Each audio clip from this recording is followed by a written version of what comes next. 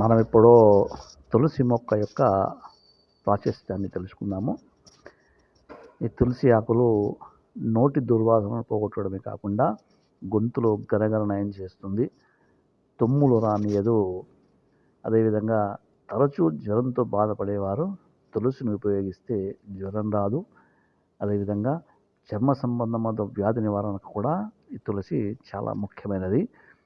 తులసి జీర్ణశక్తిని పెంచుతుంది. స్త్రీలు తరచూ దీన్ని ఉపయోగిస్తుంటే బహిష్టుకు సంబంధించిన జబ్బులు కూడా రాకుండా కాపాడుతుంది. పంటి నొప్పులు రాకుండా రక్షిస్తుంది. వాపుల్ని నయం చేస్తుంది. చెవి నొప్పి తగ్గిస్తుంది. మందగించిన కంటి చూపును ప్రకాశవంతంగా చేస్తుంది.